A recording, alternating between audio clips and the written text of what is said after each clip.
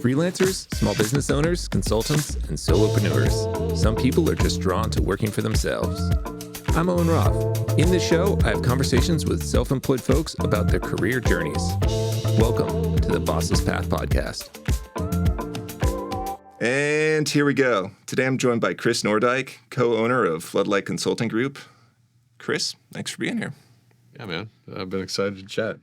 Yeah. You're a podcaster yourself, too, as part of your business. Yeah. You've got a little bit of experience doing this type of thing. More experience than me, actually. Yeah, but your setup is really cool. Like multiple cameras and stuff. I feel like I'm in a real, video studio. So, can you tell us what you do? Yeah. So Floodlight Consulting Group, there is 6 of us. We've been growing. So we're getting ready to hire our second consultant. And then my business partner, Brandon, and I, we both consult clients in the disaster restoration field. So it's kind of a weird little niche, of business consulting. And to clear up any confusion for people right at the beginning here, we don't do any disaster restoration. So we're not the ones out there cleaning up after hurricanes and floods. We're working with the companies that do. Gotcha. And so we help them with everything from sales operations to hiring and recruiting, finance, administrative operations, field operations, all that kind of stuff. My business partner, he comes from more of an operational background, so a general manager of a restoration company, prior leadership in the military, COO of one point of a restoration company, and then I've kind of come up all on the sales side, sales, customer experience.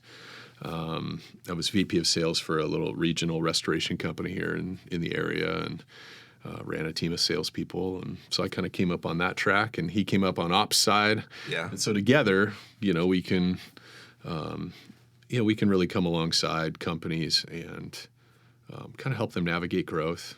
It's hard. It's hard when you're running a company, you have all the existing day-to-day operations. And when you're trying to grow, it's hard to find the time and the bandwidth, I guess, to make the necessary changes, put those in place. Sure. While you're just trying to handle the businesses coming in as well. So we come alongside, we help people out, kind of a battle buddy of sorts for business owners and their leaders. And what form does this take? Is this like one-on-one stuff? Yeah. Seminars? Yeah, so it's mostly full service consulting. So meaning we have a weekly session, formal session. That's via Zoom, and then we also travel and we do on-sites with clients. So, in fact, we're headed to Arizona. I'm headed to Arizona this afternoon for meeting a client in Gilbert. Oh, wow. To have an on-site with them. And so we're on-site for 3 days. It's oftentimes we kind of kid with clients. Those 3 days are probably worth 3 months of Zoom meetings and stuff like that. Yeah, a little bit more productive. Yeah, you can do. I think all of us found out during the pandemic that you can do a lot of business, and you can be really effective and efficient with Zoom and Google Meet and stuff like that. Mm-hmm. But it's still not the same. No, it's actually being in person. And, yeah, nothing beats this, right? Yeah, breaking bread with them. So every time we have an on-site, we have a dinner out with our client, and just that time of eating dinner together. It's really productive and fruitful. And that's the essence of being human, is those like in-person connections and interactions. Yeah, and then we do live workshops. So we do 2- and 3-day workshops where for just anybody, they can hire us to go do that. And we usually do 3 or 4 of those a year. This year, we're actually hoping to bring a group to Corvallis, so we don't have to travel quite as much. We traveled like 26 trips last year, and we're trying to calm that down a little bit. And then lastly, we do have the podcast, the Headheart&boots podcast, and we've got some sponsors for that. So it's not, we mainly use our sponsorship money from that podcast to just grow the audience of the podcast. We're not really using it as a income stream, so to speak. But sure. Yeah, I noticed you had your podcast shirt. Actually, I didn't wear it intentionally for this. This is one of my travel tees when I'm flying on airplanes. Yeah. So, I mean, it's fine, man. You don't have to hide it, but yeah. No, it's fine. Well, and having a podcast, you want to promote it, and so whenever I'm in the airports, I almost always wear my podcast T-shirt, and people are like, "Hey, wow, what's that?" Yeah. Good conversation starter. Yeah, totally. you kind of touched on this as far as like where you're coming from. Could you go back a little bit further and maybe go into a little bit more detail about like what your career has been? Yeah, the beginning, the lead up. Sure, yeah. So I've had a bit of a circuitous path in my career. I got started selling knives. Okay. And I don't know if have you heard of Cutco before? I only have when I was researching you. Yeah. Okay. Yeah. So Cutco, it's one of the oldest knife companies, commercial knife companies. It's based out of Olean, New York. I went to they mostly work with college kids. And so you've got these legions of college students that during the summer, they hit up all their parents, friends, and family, all their connections through church and Rotary and everything else to go sell knives. And it's a really amazing experience, actually. I didn't grow up in an entrepreneurial family. And so my dad was a teacher, mom was a nurse. I had no exposure to sales, business, thought I was going to go into music as a career. Oh, really? Yeah, and like I said, my dad was a music teacher, like as part of his thing. He's an elementary school teacher, and heavily involved in church music and stuff like that growing up. And so that was what I was planning to do. Summer of my freshman year, my wife got my now wife, my then girlfriend, got a recruiting letter from Vector Marketing, which is kind of the sales and marketing arm of Cutco Knives. Okay. And I went to the interview, and it was this big group interview, kind of like a network marketing event, where it's like they put an ad in the newspaper, $15 per appointment. I'm like, wow, how long is an appointment? An hour? Oh my gosh, $15 an hour. And I'll be 44 next month. So yeah, that was a lot of money back then, right? Yeah. And I'm like, oh, can I come with you? And I'll just watch. And I don't know, maybe there'll be an opportunity for me to interview too, Uh-huh. Little did I know, like they were recruiting anybody that said yes. Is that kind of thing, right? The pool is wide. Yeah. And so anyway, that was my start. I sat in on the interview. At one point I asked, hey, can I do this too? You cut a penny with their super shears, and you cut a rope with one of the knives. Yeah. I thought I could do this, and sure enough, I was pretty good at it. And that kind of turned me on to, well, I could make money. I could make a living talking, which I was always a talkative kid and always pretty outgoing. Mm-hmm. But didn't necessarily see myself as a salesperson. Nobody ever said, oh, you make a great salesperson. So I just kind of discovered it when I started doing this knife thing. Yeah, okay. I ended up becoming a branch manager with them, and then doing my own interviews, recruiting, getting college kids all in a room and doing the whole pitch, and then training them and doing all those things. I actually moved to Los Angeles from Corvallis, opened up an office down there, and that was really my first experience running a business. I didn't even plan to run a business. It was just everybody was a 1099 employee. And so you're a sales rep, and if you're good, they try to get you into the management training program. All of it's unpaid, it's just, but really good training. Yeah. Really neat organization.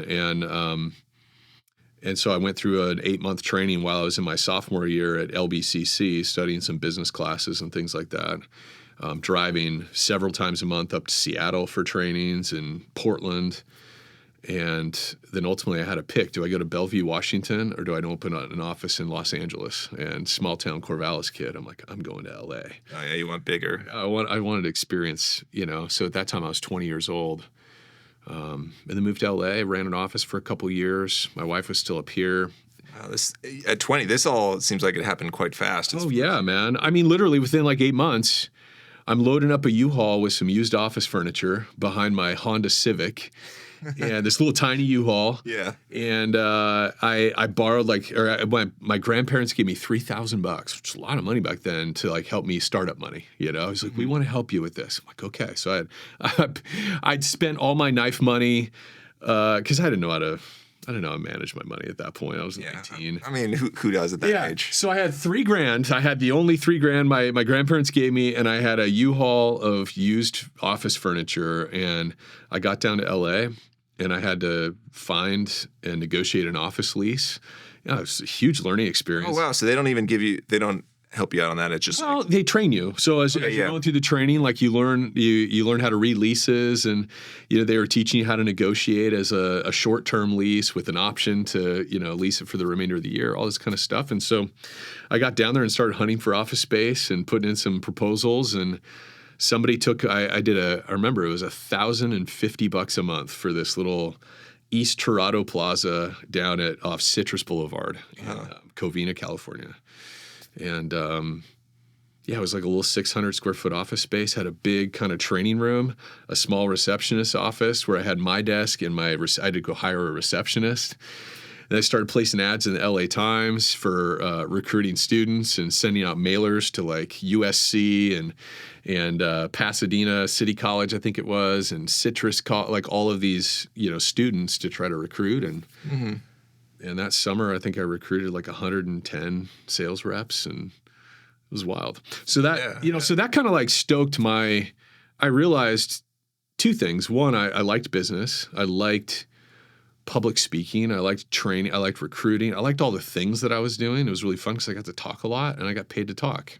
Yeah. Okay, this is amazing, Yeah.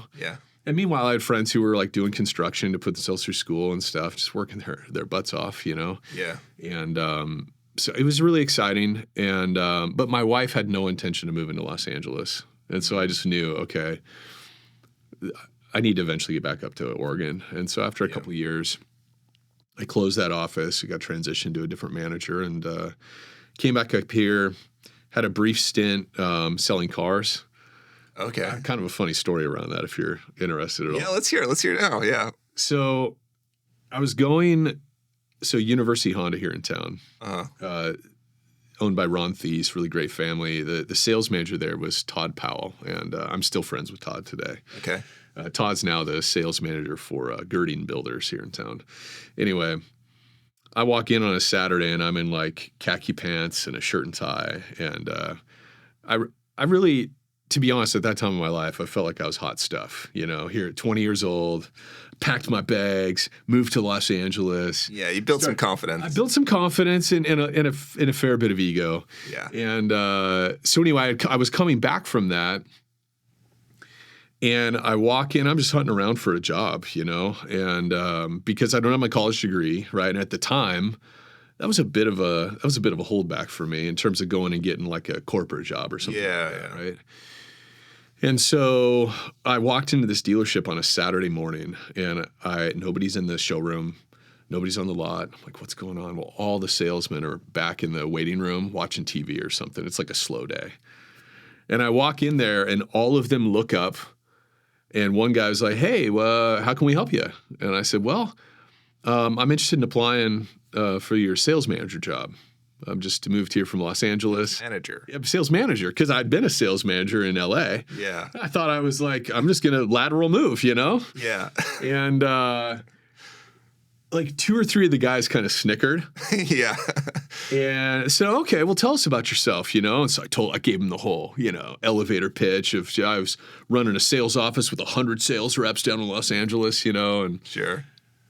And there's just some grins on these guys' faces. And he said, I said, first of all, I asked for the owner of the dealership. He said, well, the owner's not here right now. And I said, well, that's fine. So is there a way for me to apply? And finally, Todd Powell, who was the sales manager, he piped up. He said, so you want my job, huh? And I was like, I was so embarrassed. And he's like, hey, no, it's cool. No, we should talk, And anyway, we don't have a sales manager opening because that'd be mine. Right. But let's talk about a sales gig for you. And so I did that for about 10 months. And okay, so he ended up hiring. Yeah, he ended up hiring me as a sales guy. Yeah. This is my first, little slice of humble pie coming back from big city LA. Yeah. But no, it was good, and I think it did help me discover that even though I wasn't crazy about the car business and doing that thing, I really enjoyed, again, talking with people and like meeting people, and so that just kind of continued that trajectory on sales. Yeah. And one thing led to another, and then a buddy at my church was a sales guy at Cintas. They sell uniform and laundry services to companies. Yeah, I know. Really weird. So I start out selling knives. Yeah. Right. Then I sell cars, which is pretty routine or mundane. But then I go into the laundry business, selling laundry contracts to auto shops, food processors, manufacturing plants, all that kind of stuff. And that was where I met my future business partner. He and I were both just sales guys there, and we would just kind of go crazy at lunches, we'd meet in the conference room and we just talk and brainstorm, mastermind about someday owning our own company and what would it look like, feel like, what would we want to sell, how we want to treat our employees, all this kind of stuff. And then finally we talked his mom into loaning us money to start a franchise. So we talked about all the, possibilities of that. We were looking at a Baskin-Robbins, Cold Stone Creamery, like Ice cream. He was very into ice cream. Okay, ice cream. and I was not. I was actually a little bit of a health nut. And so we ended up doing this thing called Rapid Refill Inc., which was back in the day, like this would have been, 15 years ago-ish.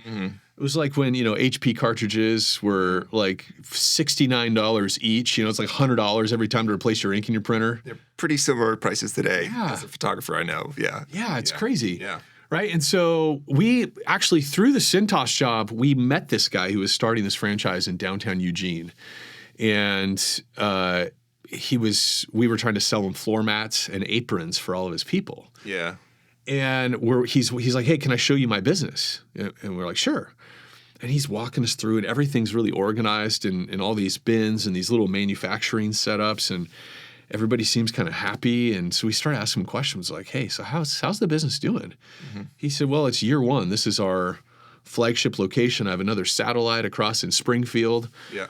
And I think he said at the time, like first year, they were going to do like $680,000 with like a 40% net. Wow. First year. That's pretty. And so we joked on the way out. We were like, hey, okay, we'll get your proposal for the floor mats and aprons and like, let us know when you decide to franchise this thing. And we were chatting all the way back to the office after that sales meeting. And we're like, wow, that's a cool business. Like, wow. I mean, because they're selling the cartridges for basically half or 60% less than what is to buy retail. Sure. And they're making tons of dough, right? And so about 4 months later, he calls us. He's like, hey, I've got this thing called a UFOC document. It's a Uniform Franchise Circular Offering or something like that, that franchises have to put out, a big legal document, all the disclaimers and things. And it has all the information about pricing, what it costs, all those sort of things. And so we got that. And we started looking through it. And we thought, man, this is pretty slick. We need money, though. And neither one of us had cash. Yeah. And so we went to his mom, and his mom wrote up a note, and she decided to become a partner, and she was going to be kind of the financial manager of it. And anyway, so we did that. I won't go into all the detail, but it wasn't my launching pad that I thought it might be. Okay. I learned a lot. I kind of think about it as my street MBA. Partnership is where I learned a lot about partnerships. And that's a whole thing in itself. That's a whole thing in itself. We could probably spend a whole episode talking about just that. But Good, yeah. But yeah, so that got frustrating, and I ultimately ended up selling my interest back to his mom and moving on. But in the meantime, see, this is the circuitous path I was talking about. Yeah. In the meantime, I started selling ink cartridges and laser toners to a State Farm agent here in town, and he and I really hit it off. It turned into like we'd have coffee every couple weeks or so, and just became friends. And when I told him that I was selling my interest in that other business, he said, well, if you don't have a plan, because I was only, how old was I then? I was like 24. Oh, yeah. Maybe 25. Yeah, and I had just had a kid. So I needed to work. I couldn't just and I didn't make enough money off of that rapid refill thing where I could take any kind of break or sabbatical. Would have been cool. But he said, hey, if you don't know what you're going to do, just come work for me. I'll teach you the insurance business. And if you're any good, maybe you could get your own agency. I was like, okay, that seems like a track. Yeah. And so I worked with him for a couple of years. I really loved it. I really loved working with him, still like him. And he helped me get into the agency track. And so I interviewed with State Farm. And actually the first time I got declined. I didn't get through the selection process. Yeah, they said, and actually, really, that ego thing I was talking about when I came back from LA was really probably my downfall. Like they kind of saw that, and they remarked on that, and they said, "Hey, we want you to season a bit," and which was devastating at the time because in State Farm's process, it's very hard to become a State Farm agent. At least at the time, I don't know what it is now, but you have this whole lengthy, like 2-week interview process of live interviews, group interviews, project-based stuff you got to do in a group setting while they observe you. And then you have this war room interview up at their regional headquarters where, like, they call it the war room. Sounds intimidating. It's like a 20-foot long table, and you've got the senior VP of agency on this side, and you've got the senior VP of claims for the Northwest here, and then you have several agents that they invite in that grill you. And Wow. This is all just become an rep. insurance agent, for State Farm, Wow, that's quite the gauntlet. Oh, it was, and you know the irony? Yeah. It was such a growth period for me because, you know, my wife and I were really excited about this, and I'd done pretty well selling in this local State Farm guy's office. So I had somewhat of a reputation of being pretty successful so far. I was selling insurance, life insurance, and health insurance. And so I'd started to make a little bit of a name for myself, which didn't help my ego, you know, because I went into this interview planning to kill it. Like, of course they're going to hire me, you know, it was kind of my attitude. And so anyways, you have to wait a few days for the answer. And they called while I was in the office with Jim, my boss. And he put him on speakerphone because he thought I was going to get it too. And they said, yeah, you know, we want Chris to season a bit, was what they said, you know? Yeah. And he asked some follow-up questions, and I'm pretty upset. You're just there like seething and they don't know that. Well, I'm not even, I'm embarrassed. Actually, I was overwhelmed with just this embarrassed feeling. Like I didn't even want to tell my wife because I was so sure of myself. Yeah. You know what I mean? And of course, in hindsight, right, there was just a lack of humility there. And I think, I think State Farm saw through that. And they're like, you know, this guy needs to be more grounded before he takes over a business and runs a business for us. So anyways, it was an incredible learning experience, but I had to commit to another year if I wanted to, you know. So I stayed another year in Jim's office selling for him. We did really well, you know, worked on myself, had some kind of moments of truth that kind of helped me understand myself a little bit better, right? Uh-huh. And then I got approved. So I went through the process again, got approved, ultimately ended up getting an agency here in Corvallis, ran that for 5 or 6 years. Really found out that at the time, again, it's funny the things you learn about yourself, right? I ended up getting kind of sideways with State Farm almost as an ongoing theme. I was frustrated with all the control. It was more like a franchise than it was me kind of having my own business. Mm. And again, that ego thing, you know, I felt like in my best judgment, I was a really great spokesperson for State Farm. I was a great brand agent for the company. I was throwing all kinds of community events. I was taking care of my clients. I was like passionate about the business. But every time I would try to do something creative, like this was when social media was really spooling up. And so I was using social media to promote the business. And of course, State Farm, being as big of a brand as they are, had a special approval process for everything. Yeah. And I was one of those guys who was more like, hey, act now, apologize later. So not really having an understanding of what a multi-billion-dollar corporation does with regard to compliance. And so I was constantly getting my hand slapped. But yet I felt like it was for the right reasons. Like sure. I'm a little bit of a cowboy, but I'm doing it for good. You know, I'm not like I'm not lying, cheating, stealing. You know what I mean? Like it's all with just trying to grow the business and trying to do it in this communal way with social media and public events and all these kind of things. Well, every event I did, like I had these Monday night barbecues I do once a month. Well, you had to have an approval process for that. Well, I don't have time for this. Yeah, just do it. And then one of the other agents would mention it to somebody else, and then there'd be some complaint filed, and then I'd have this disciplinary process where it was just. So I finally, my wife just asked me one time when I was going through some disciplinary process for some compliance violation or something. She's like, "Do you want to do this for the rest of your career? You know?" Because this is kind of the game. You know, you do this for 25, 30 years, you make more and more money each year, and then you golf, you know? Right, yeah. That's the program. Yeah, it's pretty cut and dry as far as responsibility. Yeah. And, you know, in hindsight, I didn't see myself very clearly back then, you know? I just felt so frustrated with State Farm. Why couldn't they understand? Like, I'm doing these things from a creative place of how, how do I grow this business in today's day and age? And they wanted me to build it in the way everybody else was, and I just couldn't get past that. I couldn't play the game long enough to really bring it to fruition and then go play around with another business, which is what a lot of agents do. They'll build up the business to the point where then they can go maybe do some real estate, do some flips, or go open a retail store, go open other businesses. And I just didn't have the patience, to hang in the pocket. I allowed my frustration to kind of get the best of me. And so anyway, I put in my resignation. I felt great about it. I'm like, this is the right thing. I need to move on. And then I started consulting. And then ultimately, that was kind of that last stage. I did some consulting for a couple technology companies in the area, one of the insurance agents that I was friends with.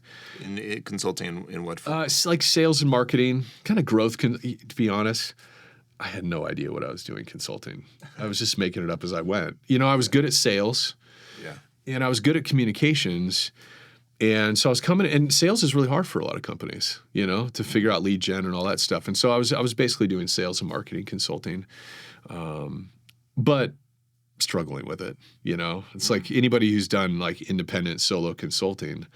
What I quickly learned is when you finally get a job, so you find somebody that hires you, well, you're working. You're not necessarily having lunches and meeting with potential clients. Right. Of course. So you're not selling. Ironically, the thing I'm like, I do is kind of my thing. You don't have time to sell because you're doing the thing. Right. And so then you finish that consulting engagement, and then you've got some period of looking for the next thing. Yeah, you're back out in the ocean. Yeah. You got your line back in the water. And so it was tricky, but we made ends meet and stuff like that. Well, around the time I was finishing one of my contracts, an old childhood friend reached out to me on Facebook, and he'd been watching. Interestingly enough, how this stuff all comes together, he'd been watching how I was trying to promote myself and grow my business at State Farm, and he was like impressed by it. Like he thought it was good, which of course was validation. See, no, Yeah. But he had seen all like the social media stuff and the way I was kind of presenting myself. And he said, hey, do you do any sales and marketing consulting? And of course, I just finished, I needed work. So I was like, yes. Yeah. And he had this little carpet cleaning business he'd bought. He'd been flipping houses, and then he bought this little carpet cleaning business and had started doing disaster restoration also. So he's doing some carpet cleaning, and they were starting to really pop. And I don't know, at the time, maybe they had 20 employees. And I came in and just helped kind of clean up their sales process, they had a part-time salesperson at the time, coached them a little bit, worked with them about 6 months. And then I got a call back a year later, hey, we've doubled in size. Would you consider coming on full-time? Would you consider leaving self-employment, coming back to work? And to be honest, my wife was really excited about having a paycheck every 2 weeks stability. Again. Yeah, just like it was fine. We were making ends meet, but it was unreliable, and it was, So that got me started in disaster restoration. I ended up taking that full-time role, becoming their VP of sales. Eventually I had a team of 5 sales reps that were working all over Oregon, selling disaster restoration services. And my business partner was my boss. So Brandon, who now co-owns Floodlight with me, right? He was my boss, and he started at the very beginning of that company. And so ultimately we grew that up to a pretty significant business, had about 80 employees. We had 2 locations. We're looking at a third. And Brandon and I both got headhunted by kind of the largest company in our industry, called Belfour. And both of us just felt like that was kind of the next big move to like see the insides of the biggest company in our industry. And we left. We did that he was there for about a year and a half. I was there for about a year, and I branched off and started doing some executive coaching. Long story short, one of my executive coaching clients had a lot of operational challenges, and that wasn't really my wheelhouse. And so I brought Brandon in on one of my calls with them, and it just gelled, It's just like, wow, it feels effortless, where the sales and sort of customer service and all of those conversations end, and the operation stuff, Brandon can jump in, and we just had this really great synergy. Yeah. And so that was our very first client. And we incorporated March of 2021. Okay. And that was Floodlight. Yeah, and that was Floodlight. Yeah. So anyway, that's the run up. Thank you for all that. It's really interesting. Yeah, definitely. Especially the your own personal development through that. Oh man, well that checks and dejections and oh dude, there's so many of those stories. Yeah, but I mean that's so many. That's why it's cool to hear these stories from yourself and from other people, is because it's like it's not a straight path often, and not always, usually not an easy one. Well, especially when you got all the other areas of life hitting you at the same time, right? Yeah. You started kids, marriage. So this in March, I'll have been married 22 years. Is that right? Yeah. So in the midst of all that, trying to build a family, all those things. Yeah. It's real. Yeah, it sure is. You've got Floodlight. You guys have been in business a few years, as you mentioned. Yeah. And yeah, you said 26 times you were on the road last year. Yeah. Did you guys have pretty instant success from the beginning, or has it been a ramp up? It took us about a year. It took us about a year to replace our incomes from our day jobs that we had. And so it was a ramp, it was the first 3 or 4 months were really hand to mouth, just kind of like subsisting. And we had this tiny little office across the street from Common Fields. Mm-hmm. There's that little historic house there next to the Mary Jane's. Oh yeah. Strip there, Yeah. For those listening that are outside of Corvallis, there's this pot and pizza place that's like in a little strip mall in the downtown. There's a little mini car dealership on the other side too. It's like just this weird little amalgamation plaza. Yeah, it's this just kind of goofy part of town. And I always mention the pot and pizza place because everybody's seen it and they're like, okay, that is the corniest business, but it's been there now for quite a while. It must work. Yeah. But anyway, so we were in that building right next to there in this little 300 square foot office. Oh, yeah. So we had it's tiny. Not as cool of a setup as this, but we had just this couple lights, little cowboy studio lights off Amazon. And we started our podcast very early in the consulting business. That's smart. With the intent of more of passion project for fun, but with just a slight view of maybe this will be a good way for potential clients to get to know us. We can talk about our ideas around business. We could talk about stories and that kind of stuff. And it might be a good almost interview tool for people to, because we didn't know how to build a consulting company. Yeah. It literally started in some ways through serendipity, right? That I had every intention of just building a coaching business of, 12 or 15 clients and then figuring out what to do next, Right. So yeah, it was pretty wild. That first year was quite the adventure. And I just think about that little tiny space. Most of the time, my partner would work from his home and I would work from that office. And then we'd get together for 2 days a week in the studio. And that's when we'd record podcasts. Okay. And we'd also do some like joint client calls when we were in there. But it was super, anytime like Brandon got a call from one of our clients and I was already on the phone with somebody, we're like trying to like hover in a corner. Yeah. So we can have like 2 conversations going in the same. Put a blanket over your head to like kind of isolate the sound. Yeah. It was pretty fun. And a lot of times you'd have to walk outside and be like, we'd be walking up and down the sidewalks, have conversations because you just, and the more clients we had, the more of that kind of chaos would happen behind the scenes. So you mentioned like, the whole life happening and like, it sounded like your wife was excited for that period of stability. Oh yeah. But now you've stepped into doing, Floodlight. That seems like it would have been a step kind of back in that direction of a little bit more chaotic, and especially with traveling so much. How has that been? Is that being an adjustment? I was reflecting on this actually just a couple weeks ago as I was flying home from another trip of just how lucky I feel, because and a lot of business owners say this, and I don't know how many of them it's like really genuine or they're trying to just sort of puff their spouses up, because it was hard that first go around of self-employment, but I think my my wife just realizes this is how I'm made, and she's accepted it, and she has the right personality for it. She's really independent. And so the thing was especially hard in my previous run, self-employed, was we had young kids.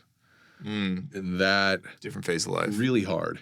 Yeah. And she was also, we were both younger, and she's an operating room nurse up at the hospital. Okay. And so there was a period where she was the majority of our income when I first started the Rapid Refill Inc. business. And we had a little bit of a period of a season of that when I started my State Farm office. I think I cleared like $25,000 my first year as a State Farm agent, because I was prioritizing hiring employees. I had like 4 or 5 employees, and of course you're the last to get paid, when you're the owner. And I think I did. I think it was like $26,000 my first year, which wasn't enough for us. I had my daughter. Did we have my son on the way at that point? Yeah, we did. My son either came that first year I opened agency or shortly thereafter. And so my wife, she has a brief maternity leave. My in-laws are helping us with the kid. It was just all hands on deck. It was chaos. Yeah. So this next time around, financially we weren't rich. We didn't have a war chest of cash, but we had a little bit of savings. And I was really lucky. I was able to right off the bat get 3 or 4 coaching clients that helped kind of cover the basics for us, that income. But yeah, my wife, she's just really independent. And so like I'm getting ready to travel, and I talk to a lot of husbands who like every night they have a certain check-in they have to do, or, like in the hotel room, and they got like a whole, and, a lot of times some people may think this is weird, but my wife and I we don't even talk those weeks. She kind of knows I'm in like the client work. Right. And it is pretty intense in that we're only on the ground for so long with our clients. And so a lot of my trips, we'll have a quick phone check-in sometimes, quick FaceTime, but usually not every day. And it's kind of okay. And I think the reason why it's okay is, one, my wife has other hobbies and she has things, and she works also part-time. Yeah. But our kids are also at a point where, like, my daughter's 18, she's off doing her own thing. My 2 boys, they have all kinds of stuff that they're interested in, and buddies they hang out with and stuff, So it's kind of good timing to launch back into self-employment that way. Yeah. So it just works. I guess a combination of things. Yeah. Well, that's great, man. That's really cool to hear. Yeah. Yeah. Yeah. I certainly don't feel that there's any like way you need to do it, whether, it meaning like family, work, life balance. I feel it's like whatever works, and it sounds like what you guys are doing works really well. Yeah. So far. Yeah. Like I said, we are trying to, we're trying to dial back the travel and find some ways to bring people here, and I think we couldn't have done that early on because we just, people didn't know of us. We didn't have a reputation built, and we're starting to, I think, have enough reputation and credibility that I think it's possible we can pull people into Corvallis. Yeah. Which is an amazing town. It's an amazing place to do stuff. So our hope is like a lot of those workshops that we would travel to this year, instead the workshops will come here. Yeah. So, okay. That's the plan anyway. Yeah. Have you done any of those yet?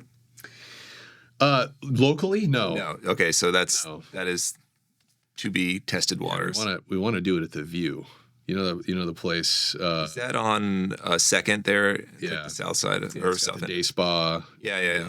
Never been in the building. Oh my gosh, it's amazing. It's definitely like the most like regal looking building in downtown Corvallis, if not Corvallis. There's a lot of history to that building for the like people that have been here for 25, 30 years. Like but it's an amazing building. So yeah, we're hoping to actually host the events there. Okay. Yeah. Nice. Yeah. How does it work in your industry? Are you getting repeat clients who are kind of coming, like you do some consulting for them and years later, like I'm in a different phase, come back to you? Or is it mostly just word of mouth getting new clients? Well, the way that we've tried to design the business is we want to build evergreen relationships with our clients. So that's where the workshops come in. That's where we have some digital training tools and products that we've developed that we sell also. Our clients get all those things for free. So we have a whole database of documents and templates and training videos and all kinds of resources and stuff for our clients.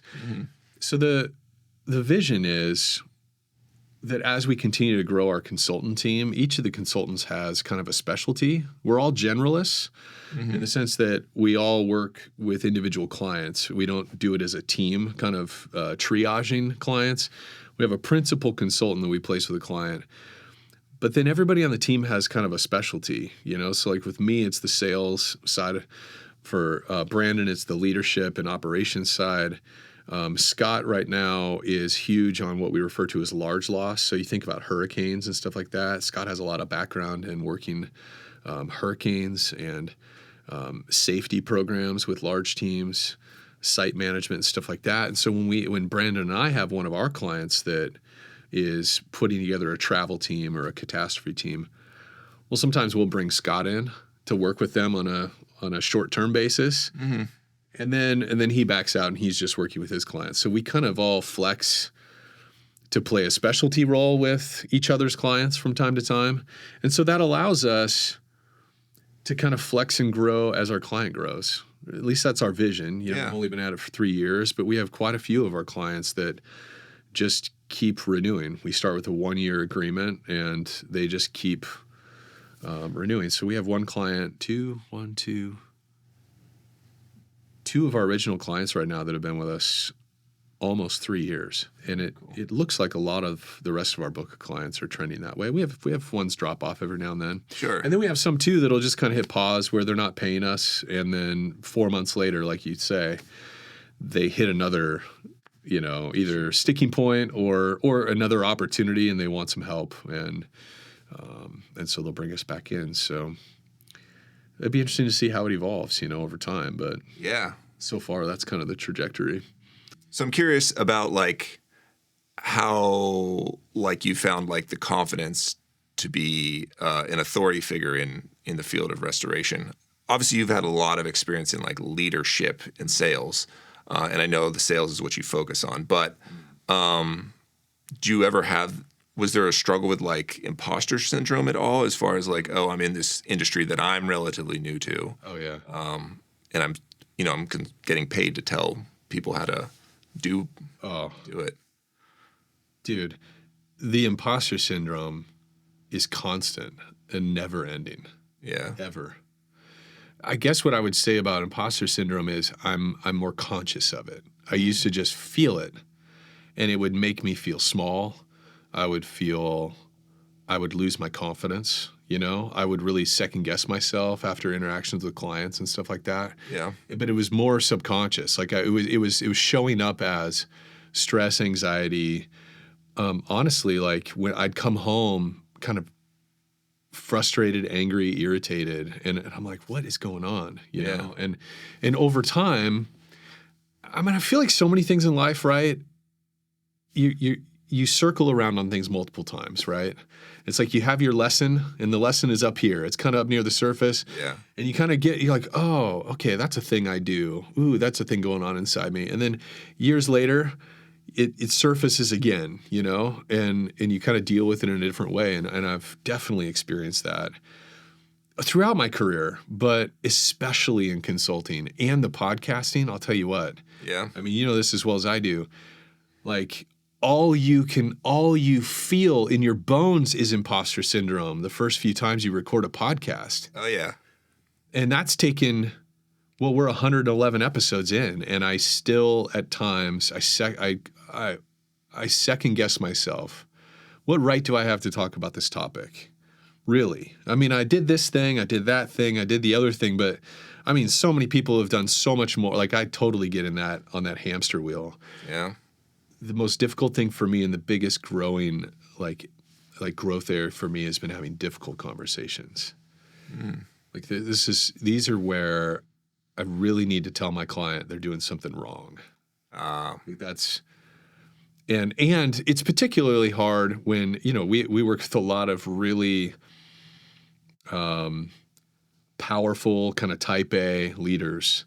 And that confrontation is not always fun. They don't always like what you're saying. Sure. And so for me, I think especially as somebody who came up on the side of sales, where so much of your career you spend wooing people and kind of leading and guiding people through a process, through in kind of advisory selling, is you're trying to make friends. Right. You know what I mean? Yeah. And so it doesn't just show up with consultants. I experience it now as we've been building our team and I have direct employees again. I was a terrible manager earlier in my career for this reason. I struggled to have the difficult conversations. I could be the cheerleader, but I struggled telling people when they were missing the mark. Yeah. Those accountability conversations, those important coaching conversations, struggled with it. And so the consulting thing has been a huge growth opportunity for me and a fair bit of inner turmoil. Yeah. You know? Like it still exists. Sure. Yeah. So suffice it to say, to where did I find the confidence to do this again? You know, I think after you've taken the first step and you've done it once, it gets a lot easier, is what I would say. Yeah. Me doing Cutco when I was 19, 20, that was the first time. In fact, I still remember my father-in-law's face, the look on his face when I said I wasn't going back to college the coming semester, that I was going to move to LA. Yeah. And I was going to do this Cutco business. I was going to train sales reps how to sell knives. And I just remember him kind of sucking on his back tooth, just like, are you sure? Because I was getting ready to, at that time, I was really serious about his daughter. And so that was a very pivotal, I still remember that moment. So obviously it affects me. Yeah. 20 plus years on. Yeah. And so, there's been those intervals where I said yes to myself. I'm like, I think I can do this. And every time I've done that, it's given me a little bit more confidence that I can. Yeah. Even when it didn't work out awesome. Like sure. I didn't make $1 gazillion on the whole Rapid Refill Inc. business. Yeah. I think of it as a success because I didn't lose money and I made a little, but I learned a lot. Yeah. And I also had that just another repetition of, I'll figure it out. I think I can do it. Mm-hmm. The ability to overcome that and make the move and take the action doesn't mean the imposter syndrome goes away. Yeah, well, that's a bummer to hear. Yeah. Yeah, I've watched that myself in my own career and life as well. That you gain more control over it. For sure. You can move through it. Or it's just like courage, right? Courage is not the lack of fear, the absence of fear, right? It's moving forward in spite of it. And I think that's more the relationship I have now to the imposter syndrome, is it's like, all right, yeah, it's totally there. Yeah. And some days I feel it more than others, but. Yeah. Yeah. Well, I guess you're a human, just like the rest of us then. Turns out. Yeah, it turns out. Contrary to what I thought of myself when I went into that first State Farm War Room interview. Right, yeah. Oh, man, I thought I was something really special, Yeah. Yeah.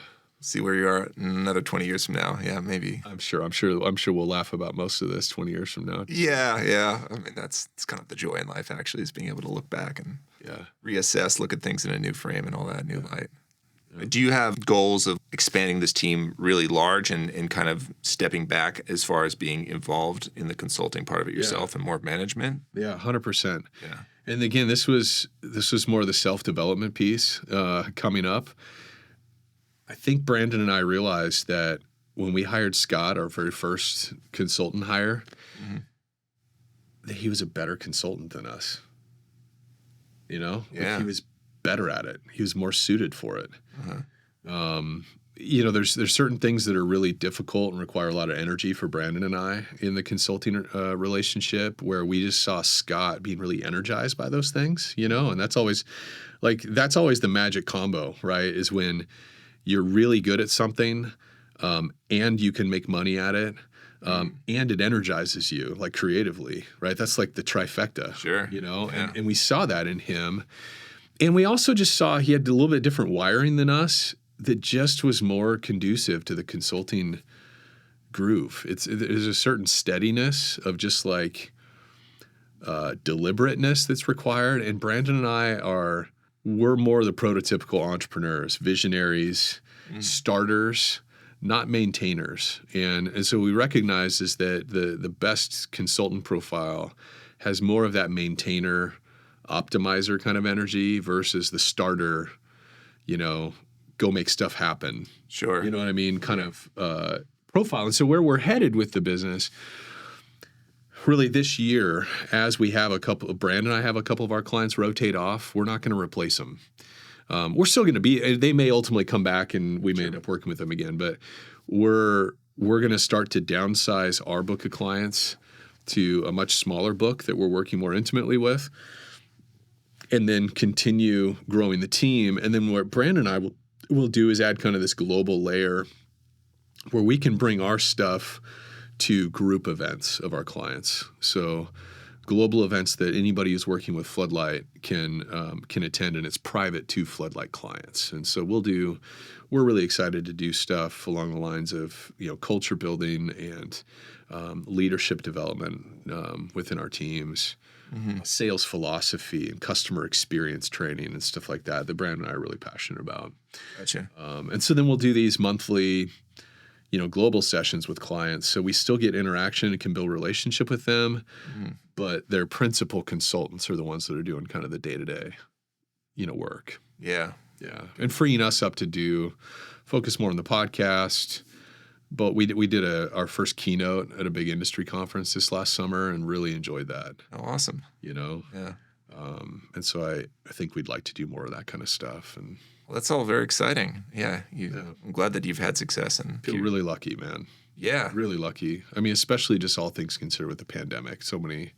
I have so many friends, business owners that struggled to varying degrees. I have buddies who own restaurants. It's like, I just feel so lucky because we've just had so much good fortune, in the scheme of things.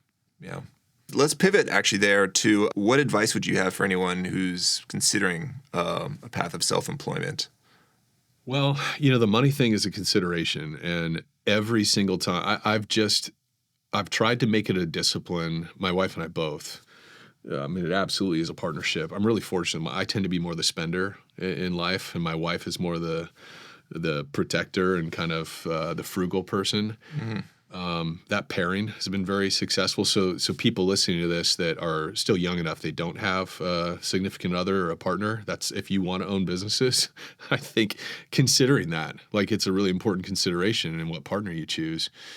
But all that to say, we've tried to always live within our means and not allow our monthly overhead to get to a point where it restricted us. So I've never been in a point in my career where I had to make lots and lots of money just to keep the train on the tracks. And so I think that's great advice. I've gotten that advice from a number of business people who are like, look, go hard on your investments, but keep your personal overhead low, until your investments can pay for your overhead. I forget who told me that, but my wife and I have tried to be really true to that. Keep our monthly payments, our debt service really low, and that has helped us a lot. I can't remember your original question. You're touching on it, just advice that you would have for people who are considering. Yes, keep your personal overhead low. And then the only other advice I would offer is if you don't understand sales and or you're unwilling to do sales, give serious thought to what kind of business you're going to start. Because I think I've seen a lot of business people start companies with a great idea, and they either can't or don't know how to sell it or don't want to do that role. And then they wonder why customers don't show up. I think some business people start, and they could be like a craftsman. Somebody wants a furniture maker. And they think, well, if it's just awesome enough furniture, I'll get enough, one person will buy it and then they'll tell all their friends and I'll have this thriving business. The reality is sales is a really, really, really important component of any business. I learned that the hard way when it came to consulting my first go around. It's one of the reasons why I partner with somebody else to have a partner in consulting so that we could share that sales role and the service role. But just consider, how am I going to get this in front of people? Yeah.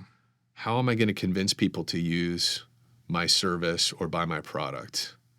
And if you're not going to fill that role, you have to have money or you have to have a kid that be a family business, get your kid to sell your service. But sales is one of those things that a lot of times we don't think about until we've already made a lot of the investments. We already bought the equipment or we already bought an inventory of product. Yeah. And then we have this, oh, crud moment. Yeah. you know? So I've lived this moment. Yeah. So yeah, that's why I'm really like chuckling here, is because I'm just like, oh yeah, I thought it's like all I have to do is make great photos, and then I put it out on the internet, and then, you know, why wouldn't people come knocking? Yeah. And that's not how it worked out. And now I'm at that point years on where I'm like, oh no, I need to make improvements in sales and marketing. Yeah. And there's all kinds of ways to sell. But there's a good chance today a Squarespace site or something like, I think, again, we think that even if it is a product, we think we just throw up a website. Like 10, 15, 20 years ago, you could. Right. Yeah. You could, because the websites were so sexy and there weren't every single person on the planet having a website. Yeah, it's more novel then. But it was more novel then. And even Google pay-per-click doesn't do what it used to for a lot of businesses, like restoration companies. It was like everybody was making tons of money. They were Google terms like water damage, you know, Corvallis, and there were companies that were starting up and doing well. Well, now everybody's doing it. Right. Yeah. And it's not an effective way of building a restoration business. So it's just, how are you going to sell? Figure out that strategy. At least have a good idea you're confident in of how you think you're going to move your product or sell your service before you go buy the inventory, before you go rent the space, before you know, or you'll have to learn as you go. And you can do that. You can do that, but it's harder. Sure. You know? It's a good thing to keep in your mind before you actually make all that investment monetarily and time-wise. Yeah. Thank you for that advice. That's really sound. And like I just mentioned, it touches home a lot. So I can agree that it's valid. So how can people get in touch with you? Your podcast, your business? Yeah. So if anybody happens to be listening to this from the disaster restoration industry or home services or whatever, and one of the things you can do is you can go to floodlightgrp.com/audit, and you can take our business opportunity audit and find out the current health of your business and maybe identify some opportunities or gaps that you can focus on to take your business to the next level. That's a really interesting web app that we developed this last year. But floodlightgrp.com. You can also check us out, Google Head, Heart, and Boots podcast, and you can kind of see what we're all about there. On LinkedIn, it's another I spend most of my time on LinkedIn because I'm usually selling to other business owners and stuff like that. So LinkedIn, Chris Nordyke. All right. Well, yeah, we'll share that in show notes if people want to get in touch with you. Right on. Well, Chris, thank you so much. This has been a pleasure talking to you and hearing your story and all your insight. Yeah, I enjoyed it. The whole place just kind of disappears, and here we are. It's great. Yeah. Okay. Well, that's the idea. Awesome. Well, thank you so much. Yeah. Awesome. And there you go. It's been a really fun conversation with Chris, who I'm just meeting for the first time today. So, I feel like the conversation went pretty well considering we never talked before. If you're interested in hearing other interviews like this or ones that are not like this, then please subscribe or follow the podcast. Until then, this has been The Bossless Path. Catch you next time.